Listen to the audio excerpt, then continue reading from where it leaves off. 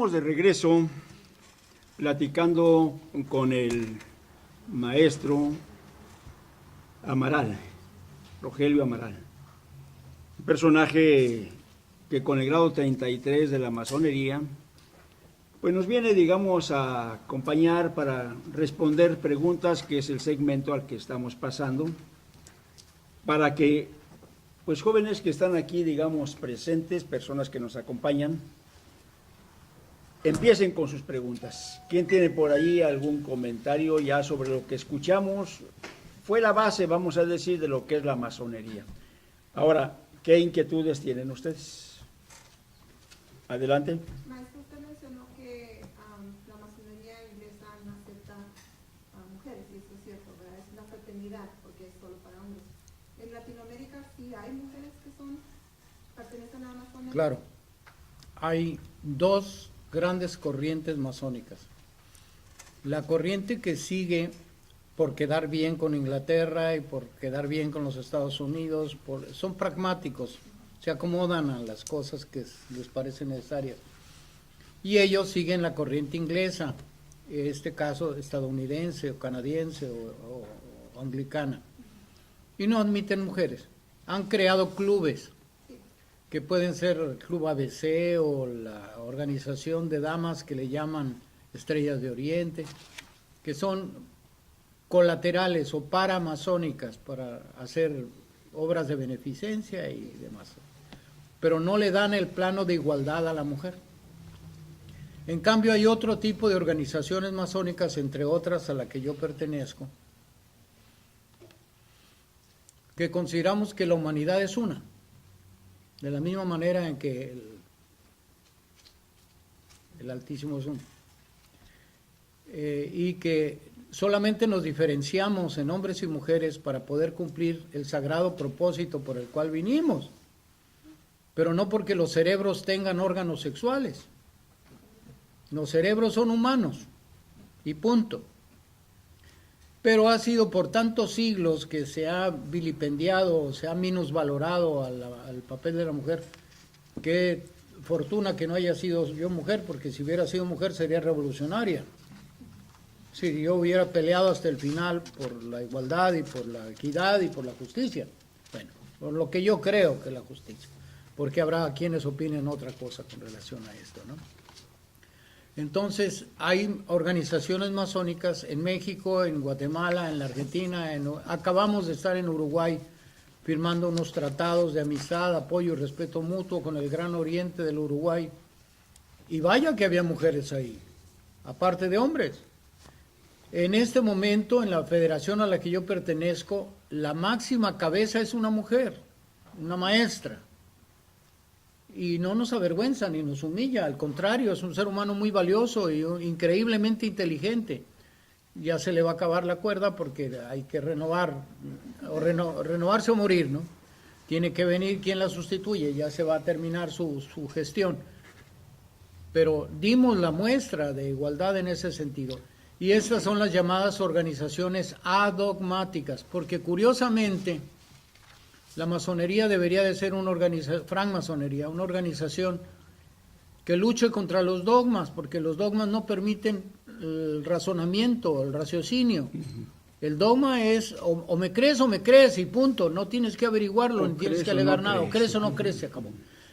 En cambio, en la masonería, en la francmasonería, la herramienta es precisamente la duda. Todo, hay que dudar de todo. Duden de mí, por favor.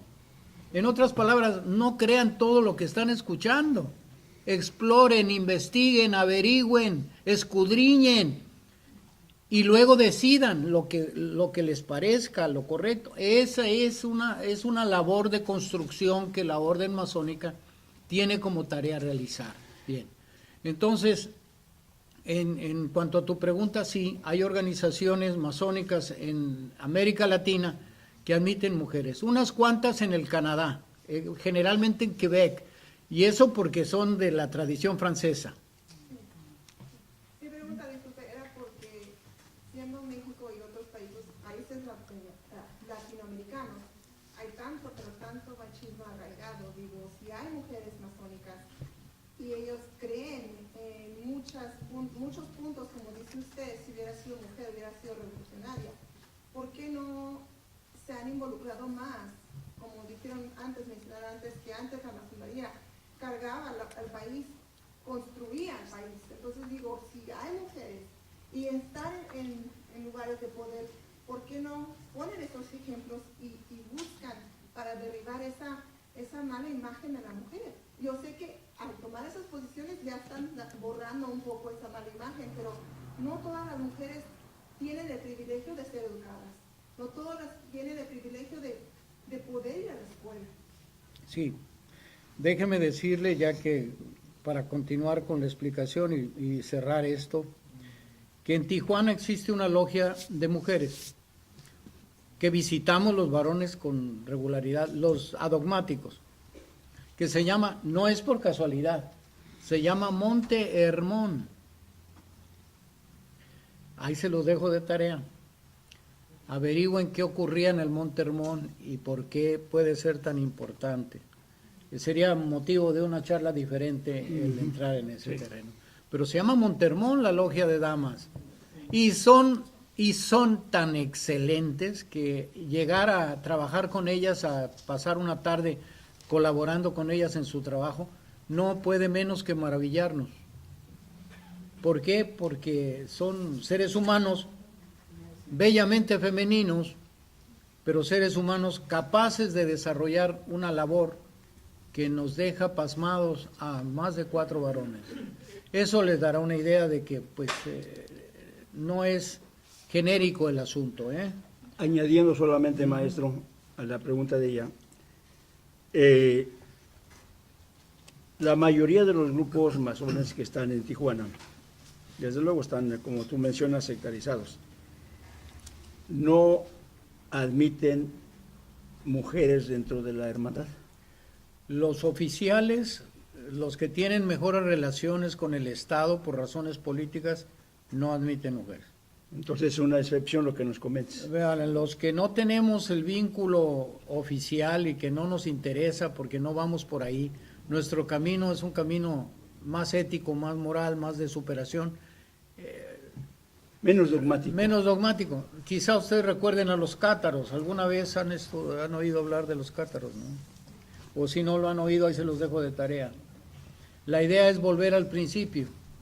Cátaros en griego significa retorno al principio, volver a comenzar. Entonces, de ahí viene la palabra catapixia, los que escuchaban los que veían el programa del Chabelo, ¿no? Ya habrán oído ese nombre, viene del griego. Así igual nosotros pensamos que tenemos que volver a comenzar desde el principio y volver a dotar a las logias masónicas con el mismo sentimiento de orgullo por hacer las cosas lo mejor que se puede y tratar de cumplir con el mayor apego posible al principio de la construcción del ser humano. Bueno, está la pregunta contestada. ¿Otra pregunta? Adelante. En México se dio un evento de donde la Iglesia Católica quería la eliminación del artículo 24 para imponer el Estado confesional y los liberales esperaban que ustedes levantaran la mano para que esto no se diera. Porque ustedes no intervinieron en eso. Sí intervenimos. Desde luego, lo que pasa es que a la hora de querer escuchar la voz de la masonería, las instituciones políticas voltean hacia aquellas que tienen controladas o las que tienen, pues más con las que tienen buenas relaciones, vamos a llamarle de esa forma, ¿no? Y no con los díscolos, no con los que estamos totalmente en contra. Desde luego que hubo voces contra eso y la sigue habiendo, y una de esas es la mía. Y cuando digo la mía también estoy hablando de las voces de varios cientos de miles, pero tristemente hagan de cuenta, miren, se las pongo de esta manera. Imagínense que tiene que haber una gran convención de la cristiandad y que quien organiza esa gran convención, las Naciones Unidas, invitan exclusivamente a la Iglesia Ortodoxa griega y a la católica. Y quizá a los luteranos, quizá, no sé, Pues a los judíos o... pues no creo, porque si es de cristianos, no creo que a los judíos los inviten. Se ha dado, ¿eh? Ah, sí. Ah, bueno. Está bien. En México pues, se ha dado. Sí. Puede ser, ¿no? Donde los han invitado. Si es Los ecuménico, si ortodoxos es ecuménico el asunto, a lo mejor, pero Entran los ortodoxos también, ¿verdad? si están haciendo ese llamado a los cristianos, ¿no sentirían ustedes la obligación de decir, hey, también nosotros existimos? ¿Cómo que nada más están invitando al arzobispo Macarios de por allá de Grecia o de Rumanía o de Moscú y al Papa y nosotros que estamos pintados o que no contamos o qué de qué con qué? Bueno, pues es lo mismo. Ese tipo de cosas se manipulan porque se mezcla la política con la religión, Con la religión o la política con la masonería. también. ¿Sí me explico? Me duele mucho tener que decirlo, pero no estamos blindados. La zanahoria que se le pone en la trompa del burro, a veces da resultado para el que pone la zanahoria y el burro se va detrás de la zanahoria, ¿no? Bueno, pues así pasa en todos los órdenes del mundo. Lo que pasa es que todas las sociedades tienen una capacidad de absorción del nivel de corrupción. O me van a decir que no existían los prostíbulos en Roma o en Babilonia. Por supuesto. Siempre han existido. Y el vino y el licor y las drogas no existían. Por favor. Si no, las van inventando en cada generación. Lo que pasa es que la sociedad tiene una capacidad para reabsorber cierto margen de corrupción que, como todo organismo humano, las sociedades son organismos humanos, no más que de nivel superior, todo organismo humano tiene. Pero cuando ya es demasiada, cuando ya se hace intolerable e insuficiente, empieza la decrepitud del organismo completo, se enferma la sociedad, igual que el organismo humano. Y lo que viene es o la curamos o nos vamos con la enfermedad que nos estamos procurando. Sí. Así es que, y si nos vamos, no se preocupen, ni la peste negra acabó con la humanidad. Así de fácil. Hay otra pregunta por habrá ahí. Habrá quien continúe la marcha. Adelante. Sí, maestro, buenas tardes. Buenas tardes. Mi nombre es Efraín Ibarra. Hijo. Encantado, Efraín. Mi pregunta va un poco ligado a lo que se acaba de mencionar en la pregunta de la audiencia aquí sobre el artículo 24, pero en general me interesa saber en cuestiones de la influencia, la estrategia o el plan que tienen actualmente la masonería o francmasonería en cuestiones del sector educativo para México exclusivamente, con esa ideología de construir o ser para el bien común, ¿no?, de la sociedad, si es algo similar a lo que ha hecho Estados Unidos con los que se cree que fueron masones como George Washington y Franklin, quienes fueron prácticamente padres de la nación, ¿no? Y mucho de nuestra constitución y todo aquello de los derechos humanos es a raíz de nuestros padres aquí en Estados Unidos. Entonces, viendo cómo está la situación tanto gubernamental como religiosa en México, y vuelvo a repetir, ligado a lo que se acaba de mencionar del artículo 24, actualmente, ¿qué planes, qué estrategias tienen para poder influenciar o mejorar el sector educativo en México? Bien, la estrategia es darnos por enterados de que la masonería llamada oficial, entre comillas le pongo oficial, que voy a decirla de alguna manera, amiga del Estado mexicano, sea como esté el Estado, originalmente revolucionario después de 1910, pero finalmente conservador y retardatario ahora en los últimos años. Este tipo de gentes que están más pendientes de su beneficio personal que del institucional, pues van a seguir estando del lado del campeón hasta que el campeón pierda, porque es parte del pragmatismo.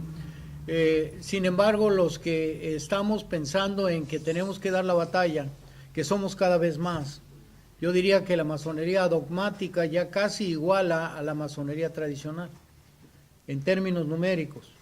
Y más aún porque estamos sumando a las mujeres, lo que ellos no van a hacer nunca, porque están impedidos por sus reglamentos. Pero a nosotros nos vienen bastante holgados sus reglamentos, los de ellos. Y nosotros pensamos que los seres humanos somos seres humanos y nos olvidamos de género. Consecuentemente, andando el tiempo, esto sí se requiere paciencia y se requiere inteligencia, vamos a hacer de alguna manera un contrapeso lo suficientemente fuerte como para iniciar la marcha al contrario de como lo han estado haciendo ellos. Me refiero que han estado cediendo y cediendo y cediendo terreno a las fuerzas retardatarias o, por llamarlas de alguna manera, ya no voy a decir contrarrevolucionarias porque ya la Revolución Mexicana ya la enterraron hace mucho tiempo. Ya se terminó lo que pudo dar, lo dio y ahora pues ya están regresando los nietos de don Porfirio, ¿no? Los nietos y bisnietos de Porfirio Díaz están retomando el camino. Es ciclo normal, no se espanten. La naturaleza es así, a un ciclo revolucionario. Les pongo este ejemplo, si me permiten un segundo nomás. ¿Se acuerdan? Les hablaba de la Revolución Francesa, ¿se acuerdan? El pueblo de París se alza en armas, toma la Bastilla y cae el rey Luis XVI y María Antonieta, la emperatriz. Finalmente ruedan hasta sus cabezas y se inicia un periodo ultra, recontra revolucionario en Francia. Pues miren ustedes que una generación después estaban los mismos franceses nombrando emperador a Napoleón. Una generación después, ya para 1810, 1811, Napoleón Bonaparte, seguido por Francia, por el pueblo francés, se había lanzado a la conquista de Europa y hasta Rusia llegaron. ¿Qué quiero decirles con esto? Que las revoluciones son como los cuchillos. Imaginen un cuchillo. Si no penetra el cuchillo rápidamente en lo más profundo que se puede, a medida que el cuchillo va haciendo el esfuerzo por penetrar, ¿saben qué pasa con el filo del cuchillo? Se pierde.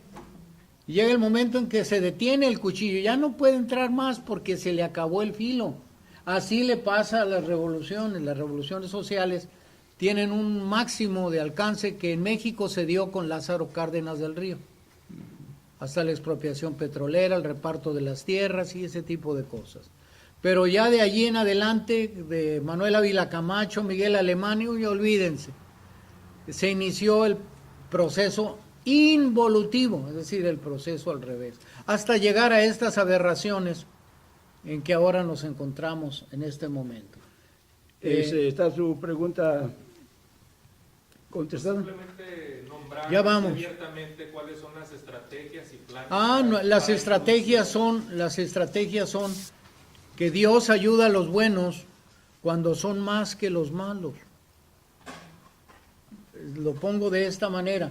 Tenemos que ser más en número y en fuerza que los oficiales, los que hasta este momento son considerados como los consentidos del Estado, manejados de esa manera. Y no piensen que aquí no ocurre igual, o en Canadá, o en cualquier parte. Los estados hacen lo mismo en todas partes, nomás que utilizan métodos diferentes. Pero ese tipo de cosas ocurren. Las voces discordantes van en aumento.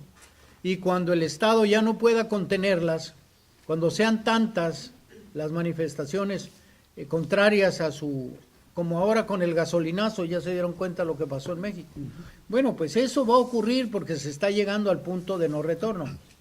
Cuando eso ocurra y la fuerza de los contrarios al sistema sea superior, inteligentemente hablando, van a cambiar las cosas.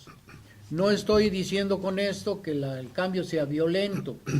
Recuerden ustedes que la India, que fue posesión inglesa, alcanzó su independencia sin disparar un tiro, con la inteligencia y la presencia y el ejemplo de Mohandas Karamchand Gandhi. Bueno, es lo mismo. Tiene que ocurrir una cosa semejante, porque si no, entonces esto va en detrimento de las clases populares, de la mayoría de la gente. Definitivamente. Hay que hacerlo con inteligencia. Vamos a ir a un corte más y vamos a cerrar con el aspecto religioso, que es parte de lo que hay inquietud en muchos de ustedes en la plática que hemos tenido. Damos un aplauso y regresamos.